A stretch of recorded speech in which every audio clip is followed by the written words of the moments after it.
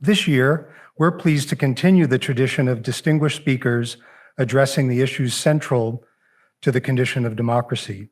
And it's therefore my great pleasure and honor to introduce this year's lecturer. Anne Applebaum is an historian who won a Pulitzer Prize for nonfiction for her book Gulag, a work that recreates what life was like in Soviet concentration camps and connects them to the larger history of the Soviet Union. Anne is astonishingly prolific.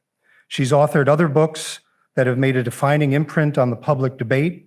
These include Red Famine, Stalin's War on Ukraine, published in 2017, which received the Lionel Gelber Prize, as well as the Duff Cooper Prize, and Iron Curtain, The Crushing of Eastern Europe, which lays out the imposition of Soviet totalitarianism in Central Europe after World War II. Iron Curtain won the 2012 Kundal Prize for Historical Literature and the Duke of Westminster Medal. Over the years, Anne's lucid and captivating writing has also appeared in an immense number of leading publications, from Foreign Affairs, the New York Review of Books, and the Journal of Democracy, and so many others too long to list here. Anne's a staff writer at The Atlantic magazine and was a Washington Post columnist for 15 years and a former member of the Post editorial board. Simply put, Anne Applebaum is among our era's most influential public intellectuals. Finally, Anne possesses a deep curiosity about how things work. We see that at the NED on a routine basis. In addition to her remarkable scholarship as an historian, she's also a senior fellow at the Johns Hopkins School of Advanced International Studies and the Agora Institute, where she's undertaking cutting-edge work on modern forms of disinformation and 21st century propaganda, working to address some of democracy's defining contemporary challenges. And she's uniquely qualified to share insights on the topic this evening relating to the growing authoritarian challenge. And so now it's my great pleasure to introduce and welcome Anne Applebaum to deliver the 2022 Seymour Martin Lipset Lecture on Democracy in the World.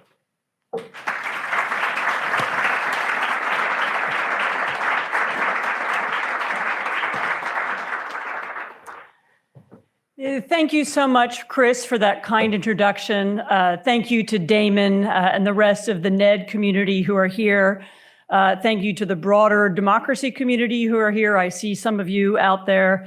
Thank you to the Ambassador of Canada for hosting this wonderful evening.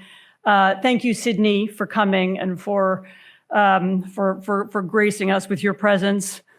But let me begin on a more difficult note. Because as we are all sitting here, a very brutal war is unfolding in Ukraine. The brutality is not only evident on the battlefield. So Russian soldiers have rounded up civilians, beaten them, sent them to concentration camps, and deported them to Russia. When the Ukrainians liberate their territory, they find mass graves, makeshift prisons, and torture chambers. And this violence illustrates a central fact about the war, namely that the Putin regime is fighting it not only to occupy parts of Ukraine and not only to destroy Ukraine as a nation, but also to show the outside world that it doesn't care about human rights, about the laws of war, about respect for borders, or about 70 years of European and UN diplomacy, and it will no longer pretend to do so. At the same time, on the other side of the world, Iranian police and security services are carrying out acts of brutality too. So young women and even schoolgirls have marched and demonstrated for the right to be unveiled, for the right to travel and work freely, for the right to make their own decisions about their own lives. And their demands and the demands of others, of the factory workers and others who are on strike in sympathy, have also been met with repression, with arrests, and with violence. One young Iranian girl was murdered for singing a resistance song. Russians have also forbidden Ukrainians from singing Ukrainian songs. So different regimes, same tactics. Meanwhile, just a few weeks ago, the Chinese Communist Party held a Congress that consolidated the rule of Xi Jinping, who is now the de facto dictator of the largest country in the world. He's come to enjoy this position by staging a so-called war on corruption that turned into a mass purge, by inventing new surveillance tactics that control and monitor the movements and the internet activity and the purchases of ordinary people, by destroying a powerful democracy movement in Hong Kong, and by crushing civil society all over the rest of the country. This week, his police are systematically tracking down and arresting people who have dared to speak out, not just against the draconian COVID restrictions, but the evolution of China into not just a one-party, but a one-man regime. Usually, we think of these stories, Russia, Iran, and China, as belonging to different geographic areas, different parts of the world, and we assume that they have little relationship to one another. But the fact that they are all unfolding at the moment is not a coincidence, because they are linked. Let me use the time that I have with you this evening to explain how and why. All of us have in our minds a kind of cartoon image of what an autocratic state looks like. So there's a bad man at the top, and he controls the police, and the police threaten people with violence. There are some evil collaborators and maybe some brave dissidents. But in the 21st century, that cartoon bears little resemblance to reality. Because nowadays, autocracies are run not just by one bad guy, but by sophisticated networks composed of kleptocratic financial structures, security services, meaning police, military, paramilitary groups, surveillance, and professional propagandists. And the members of these networks are connected not only within a given country, but among many countries. So the corrupt, state-controlled companies in one dictatorship do business very easily with the corrupt, state-controlled companies in another. So the police in one country can arm and equip and train the police in another. The propagandists share resources. The troll farms that promote one dictator's propaganda can easily be used to promote the propaganda of another. And they also share themes. So they kind of pound home the same messages about the weakness of democracy and the evil of America, of the West, of the democratic world. This is not to say that there is some super secret room where bad guys meet, as in a James Bond movie. Nor does the new autocratic alliance have a unifying ideology. So among modern autocrats are people who call themselves communists, nationalists, and theocrats. Putinism, Chavismo, North Korean Juche, the Islamic Republic, and Chinese communism all have different historical roots, different aesthetics, different language. And no one country leads this group either. Washington likes to talk a lot about Chinese influence, but what really bonds the members of this club is a common desire to preserve and enhance their own power and their personal power and wealth. So unlike military or political alliances from other times and places, the members of this group don't operate as a bloc, but rather like an agglomeration of companies. So as you heard from the lecture title, you can call it Autocracy Incorporated or Autocracy Inc. And their links are cemented not by ideals, but by deals. So deals designed to take the edge off Western sanctions or economic boycotts, or to make them personally rich.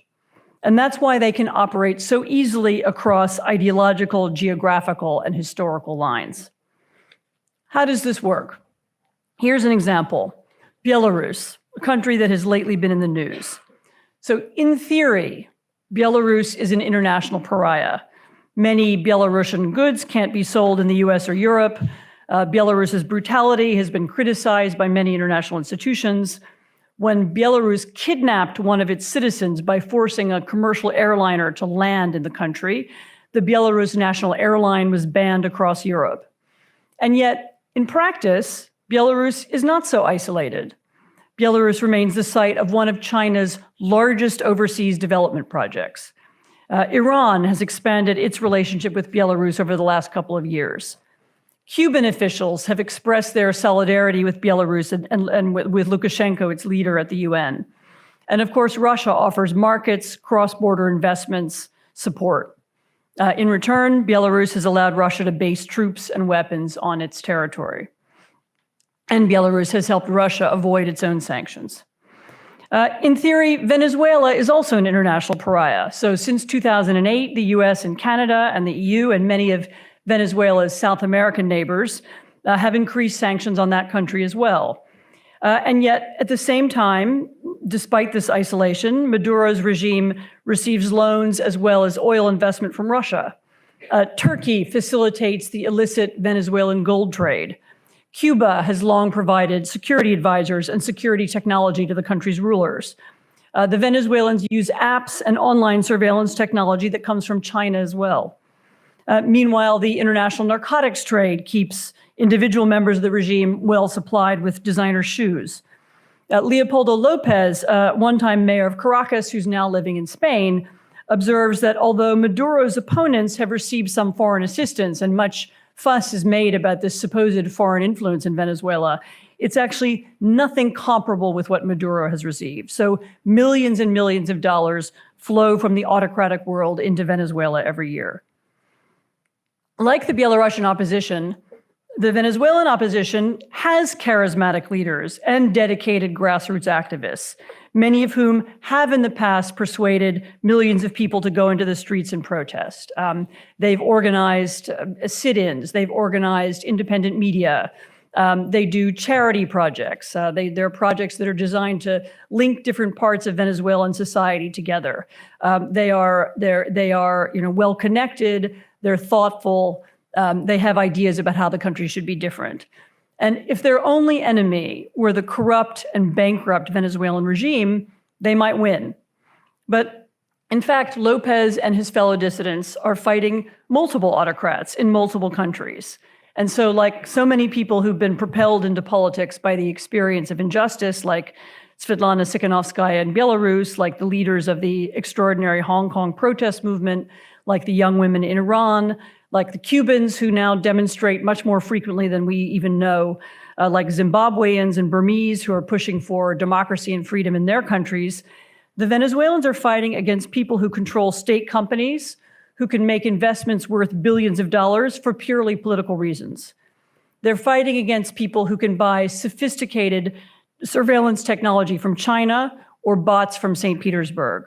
And above all, they're fighting against people who have inured themselves to the feelings and opinions of their own countrymen, as well as the feelings and opinions of everybody else. Because Autocracy Inc. gives not only money and security to its members, but also something less tangible and yet just as important, which is impunity. So it's important to remember how recent this is. So once upon a time, the leaders of the Soviet Union, the most powerful autocracy in the 20th century, the second half of the 20th century, they cared deeply about how they were perceived by the rest of the world, and they vigorously promoted the superiority of their political system. They objected when it was criticized. They even pounded their shoes on the table at the United Nations. Today, the most brutal members of Autocracy Inc. don't care if their countries are criticized or by whom. The leaders of Burma or Zimbabwe don't really stand for anything beyond self-enrichment and their desire to remain in power, and so they can't be embarrassed. The leaders of Iran confidently discount the views of Western infidels. The leaders of Cuba and Venezuela dismiss the statements of foreigners on the grounds that these are just imperialists. The leaders of China and Russia have spent a decade disputing the human rights language that was long used by international institutions, successfully convincing many people around the world either that these so-called Western concepts don't apply to them, or that they personally represent some other form of democracy, differently defined, that's somehow better and different from the foreign form. So impervious to international criticism, modern autocrats feel no shame about the use of open brutality. The Russian troops are not hiding the torture chambers that they've built. They're not concealing the mass graves that they've filled with people. The Burmese junta is unashamed to murder hundreds of protesters, including young teenagers on the streets of Rangoon. The Chinese government boasts about its destruction of the popular democracy movement in Hong Kong. At its extremes, this kind of contempt can devolve into what the international democracy activist Sergio Popovich has called the Maduro model of governance, after the leader of Venezuela. And autocrats who adopt it are willing to see their country enter the category of failed states. They will accept economic collapse, isolation, and mass poverty, just as Venezuela has, if that's what it takes to stay in power. So Assad has applied the Maduro model in Syria. It's what Lukashenko is clearly preparing in Belarus. It seemed to be what the Taliban leadership had in mind when they occupied Kabul, and it seems to be what Putin is satisfied with in Russia. So their goal is not to create prosperity. It's not to build the wealth of the country. None of the things that we consider to be central to politics in our minds. Their goal is to enrich themselves and their families and to stay in power. Now here's where the story comes a little bit closer to home. For how is it that modern autocrats have achieved such impunity? Well, part of the answer is that it's because they've persuaded so many people in the rest of the world to go along with them. Take one of the stranger examples. This is a story told to me by the Uyghurs of Istanbul. Now, I met several of them last year, partly thanks to introductions arranged by people in this room. They were ordinary people. They were students or office workers, but a few of them were extraordinary in one sense. While outside their country, all of them had learned that their parents had been arrested. They discovered that their siblings had suddenly stopped answering telephone calls, or they'd been told or sent pictures of their family homes, which were suddenly deserted and empty. While in Turkey, I met a Uyghur woman whose husband had disappeared, along with several of her children. Later on, accidentally, she saw a photograph of her children in a Chinese orphanage being featured on social media. In another era, these victims of disappearances and mass arrests would have plenty of official sympathy in Turkey, which is a nation that is singularly linked to the Uyghur community by ties of religion, language, and ethnicity. In 2009, even before the concentration camps were opened in Xinjiang, President Erdogan, who was then the Turkish prime minister, called the Chinese repression of the Uyghurs a genocide. In 2012, he brought business with him to Xinjiang, and he promised to invest in Uyghur businesses there. He created the idea that there would be a special relationship between Turkey and the people of Xinjiang. Yet since then, Erdogan himself has turned against the rule of law, against independent media, and against independent courts at home.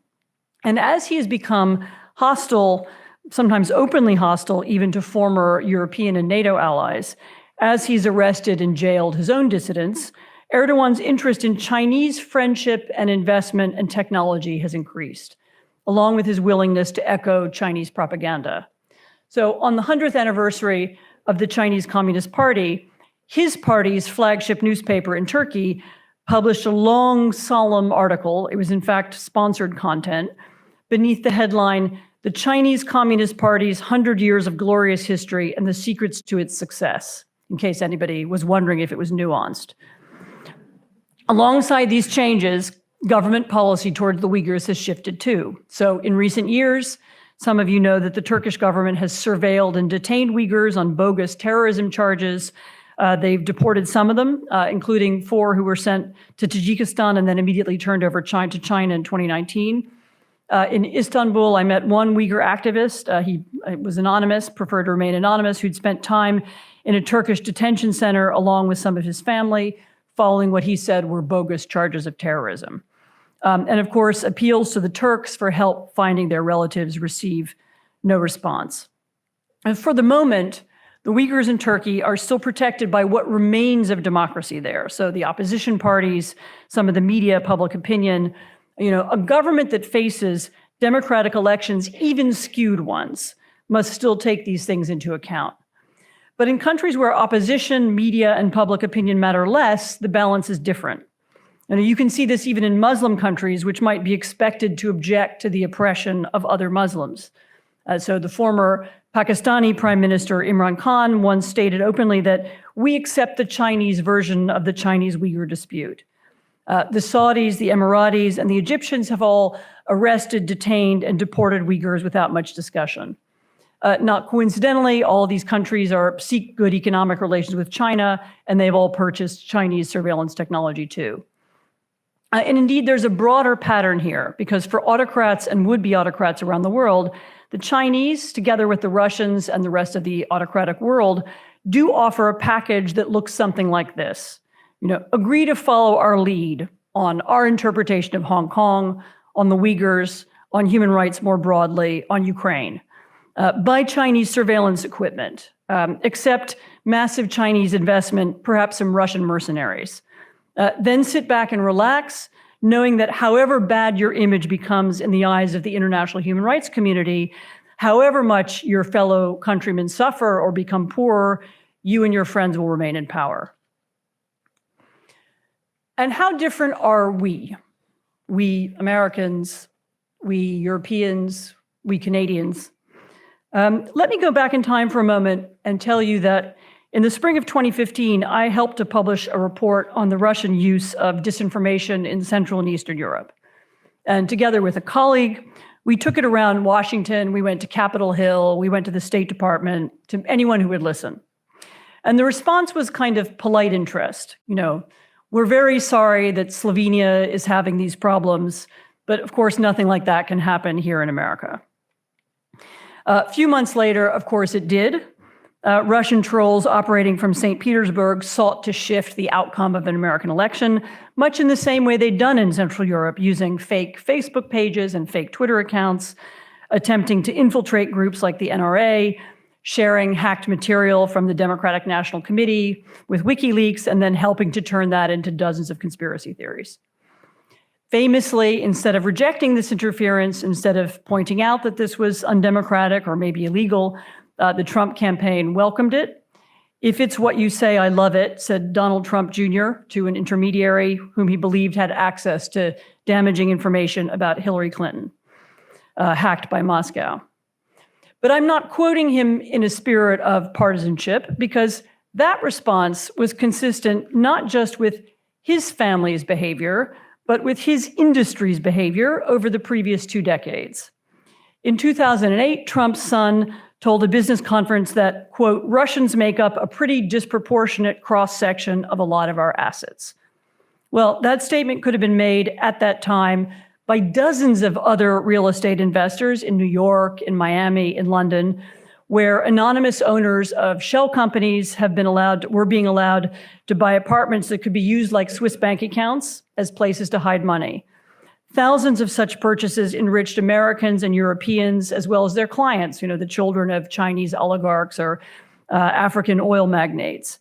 All of them participated in the same shadow world of secretive finance, which is the normal milieu of Autocracy Inc. Nor did you have to be in real estate to be in that part of the world, because in truth, the list of major American and European corporations and businessmen caught in tangled webs of personal, financial, and business links to China and Russia and other autocracies is very long. Now, we all now know Russian money can buy the services of former German chancellors. It can buy dinners with the British Prime Minister. We know that American or British or Dutch or Irish banks and law firms can help foreign autocrats as well as domestic business tycoons to steal and then launder and hide their money inside the international financial system too. A year ago, the International Consortium for Investigative Journalists published excerpts from the Pandora Papers. This was a large cache of documents detailing the operations of tax havens and the people who keep money in them.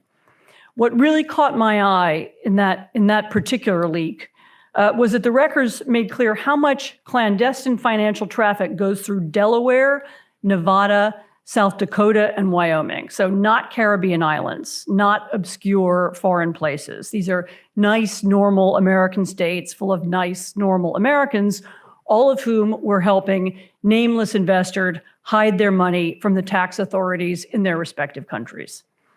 So once you understand the scope and the range of this world of secret financial operations, then it becomes easier to understand why the old tools of diplomacy that we once used to push back against autocratic political systems have become so weak. Sanctions, for example. While it's true that the application of personal sanctions to corrupt Russian officials might make it hard for some of them to visit their homes in the south of France, they haven't persuaded Putin to stop invading other countries or poisoning his own dissidents. Neither have decades of US sanctions changed the behavior of the Iranian regime or the Venezuelan regime, despite their indisputable economic impact. In part, this is because the autocracies do help one another get around them. So the recent discovery, as Damon mentioned earlier, that Iranian drones sold to Moscow actually contained components manufactured in the West is a case in point. But this is also because the sanctions rules have loopholes that can be easily got around with fake passports or by transferring money between people, to children, to cousins. And invariably, accountants, lawyers, and traders from the democratic world can be found who are perfectly willing to help them do it. They get away with it, in other words, because we help them. And yet, there's nothing natural or organic about any of these systems. You know, these arrangements by which autocrats hide their money, the arrangements that keep them feeling like they can't lose power. Nor is there anything inevitable about the decline of the democratic world or the victory of autocracy. Because what happens tomorrow is determined not by mystical laws of history or rules about declines and fall, but by what actions we take today. And by the same token, once we understand that we helped to build the kleptocratic structures in which Autocracy Inc. thrives, then we might begin to realize that we can also help take them apart. Let me spend the final part of my lecture convincing you that that is possible, that there are concrete steps that we can take, and that there are ways of thinking about this, there are ways of doing this that are not just possible, but doable.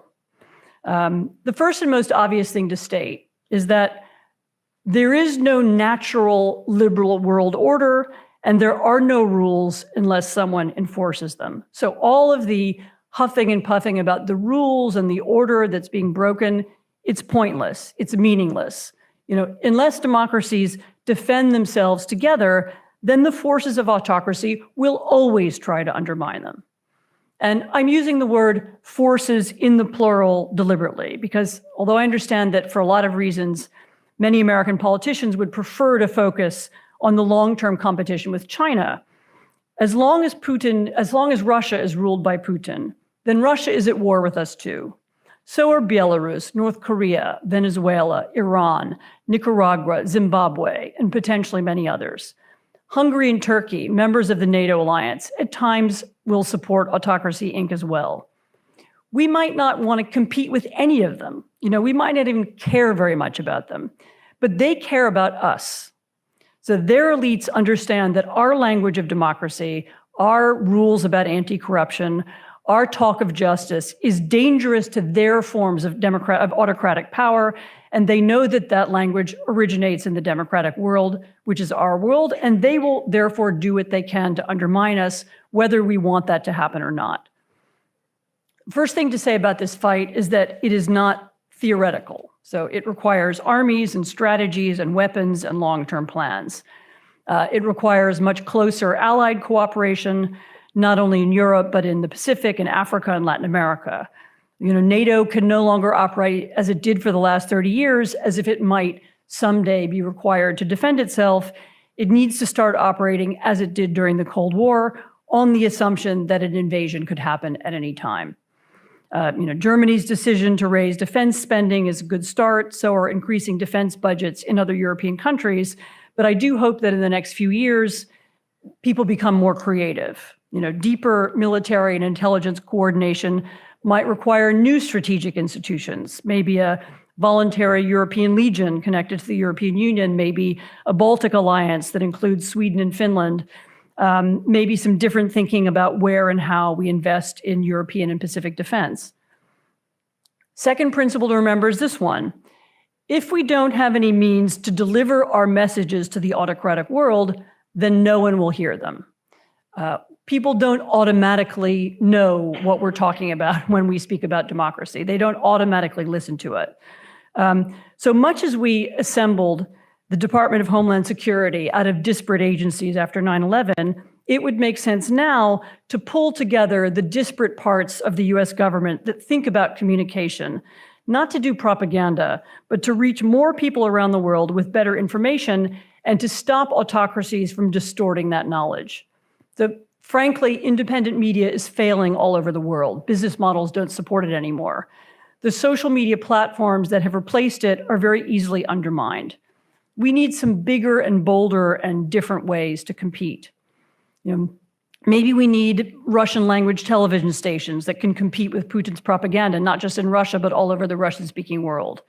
Why can't we produce more programming in Mandarin or in Uyghur? Our foreign language broadcasters, Radio Free Europe, Radio Liberty, Radio Free Asia, they need not only money for programming, but also for major investments in research. Actually, we know very little about Russian audiences, what they read, what might be eager to learn. And suddenly we've discovered that really it would be useful if we could talk to them. Funding for education and culture needs rethinking as well. Shouldn't there be a Russian language university in Vilnius or Warsaw to house all of the intellectuals and thinkers who've just left Moscow and Minsk? Don't we need to spend more on education in Arabic and Hindi and Persian? So much of what passes for cultural diplomacy now runs kind of on autopilot. Maybe it's time to recast programs for a different era, one in which, although the world is more knowable than ever before, dictatorships go to ever greater lengths to hide that knowledge from their citizens. Next, maybe it's time that we also acknowledged that trading with autocrats promotes autocracy and not democracy. That doesn't mean that global trade networks need to shut down, just that we shouldn't be under any illusion about how they really work and who they enrich and monitor them accordingly.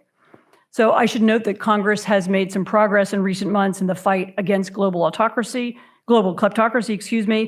and also that the Biden administration does talk about putting the fight against corruption at the heart of its strategy. But we can go further, starting with the principle that there is no reason for any company, property, or trust ever to be held anonymously. So every US state, every democratic country could immediately make all ownership transparent. Tax havens could be illegal. The only people who need to keep their houses, businesses, and incomes secret are, after all, crooks and tax cheats. So we need to enforce money laundering laws, stop selling security and surveillance technology to autocracies, and divest from the most vicious regimes altogether. And we here, of course, means the US and Europe, as well as partners, again, in Asia, Latin America, and around the world, and that will require a lot of vigorous diplomacy. Next, we need a dramatic and profound shift in our energy consumption, and not only because of climate change. So the billions of dollars that we send every year to Russia and Iran and Venezuela and Saudi Arabia have promoted some of the most aggressive and corrupt dictators in the world. Because every dollar spent on Russian oil helps fund the artillery that fires on Ukrainian civilians, the transition from oil and gas to other energy sources needs to happen with far greater speed and decisiveness. So for those of you in this room who work professionally on democracy promotion or who have an interest in international security, I would note that there's an opportunity here to build a coalition. So the people who care about climate change and the people who care about defeating autocracy are not always on the same side or in the same rooms or working together. But they should be. Why not? They should be talking about the same projects, lobbying for the same legislation all over the democratic world. And this leads me to my next point, which is that we need more coalitions, different coalitions in many other spheres too. So after all, if the leaders of the autocratic world are able to work together, to cooperate with one another, if they can help one another suppress internal opposition, teach one another how to use surveillance technology, then why can't the democratic world also work together to push back against them? And here, I mean something very specific, not just democratic governments, but also the democratic opposition in Russia, in Hong Kong, in Iran, in Saudi Arabia, in Cuba, in Zimbabwe, and so many other states, too numerous here to list.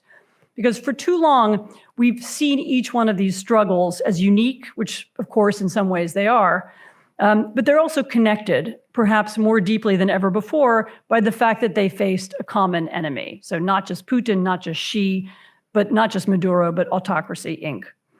How could this work? Well, many different groups in different places are very good at exposing theft in high places in their own countries. What if their projects could be internationalized with work shared and amplified in many countries? What if they came up with joint lists of laws to pass and rules to change? What if they lobbied for those things together? There are also mutual opportunities for support around training, around advocacy for political prisoners, around aid for exiles. Some of this is beginning to happen thanks to the National Endowment's World Movement for Democracy, to the recently launched World Liberty Congress, to groups like the Oslo Freedom Forum and others. But they could be taken more seriously, sponsored more systematically, and of course, listened to more carefully. Finally, in the spirit of Seymour Martin Lipset, let me end by arguing that all of us really do need to take democracy more seriously, to teach it, to debate it, to improve it, and defend it. So maybe there is no natural liberal world order, but there are liberal societies, there are open and free countries that offer a better chance for people to live useful lives than closed dictatorships do. And they are hardly perfect. Our own has deep flaws and profound divisions and terrible historical scars. But that's all the more reason to protect and defend them, because actually not very many of them have existed across human history. Many have existed for a short time and then failed, and they can be destroyed not only from the outside, but from the inside too. If the 20th century was the story of a slow, uneven struggle, ending with the victory of liberal democracy over other ideologies, communism, fascism, the 21st century is so far a story of the reverse. The Stanford scholar Larry Diamond calls this an era of democratic regression, and every survey that you can think of demonstrates that this conclusion is true, not only in the autocratic world, but in the world of established democracies too, where democratic decline is also a fact. But there's also another way to look at it. Perhaps the autocrats are working together because they no longer have confidence in their ability to fight their own democracy movements alone. Perhaps they're becoming less tolerant because they realize that their opponents have better arguments, that people listen to them, and that the desire for political freedom, which we have seen so clearly in China, in Iran, in Ukraine, will never go away. Perhaps the confrontations between autocrats and their populations are growing harsher precisely because democratic movements are becoming more articulate and better organized. I started tonight by talking about the Russians. Now let me end by talking about the Ukrainians, because I think there's something that we can all learn from the Ukrainians.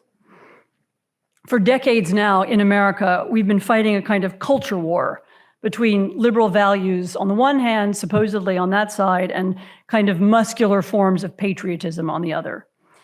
Ukrainians are showing us that it's possible to have both. As soon as the attacks began, they overcame their many political divisions, which are no less bitter than ours, and they picked up weapons to fight. They demonstrated that it is possible to be a patriot and a believer in an open society, that a democracy can be stronger and fiercer than its opponents. So precisely because there is no liberal world order, there are no norms and no rules that are automatic, we also find that we might have to fight for our open societies to continue to exist as well. It's a genuine honor to be here in a room with so many people from the National Endowment, from the broader democracy community. All of you are the true philosophical heirs of Seymour Martin Lipset. You are all the people who will be leading this fight in years to come. I look forward to seeing what you're going to do, and thank you very much.